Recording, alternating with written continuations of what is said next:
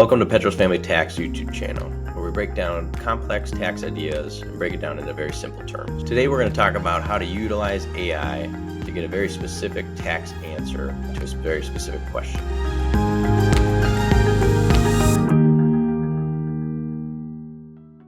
I'm always amazed at the lack of knowledge and ideas and terrible tax advice out there on TikTok and Instagram Reels or whatever, wherever some of these ideas come from. And so I'm going to show you one way.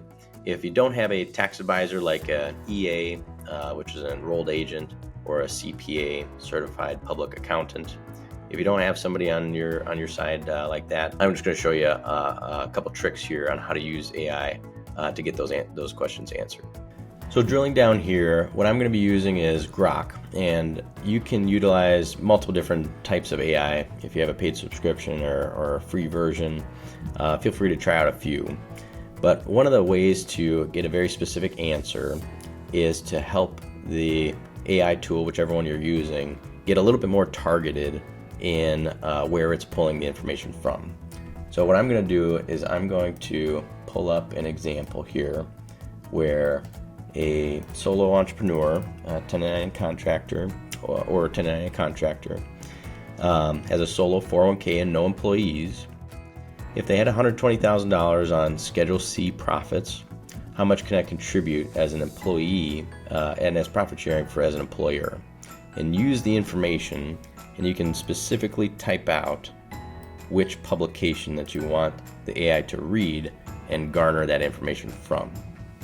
And so AI is trained through all sorts of different websites, blogs, posts, YouTube channels. And so if you just say, hey, read this specific publication and tell me the answer, that's a better way to get a more accurate information. One of the reasons I like Grok or some of the deep reasoning, deep search models is not only does it give you the final answer, but it gives you all the math getting to that point.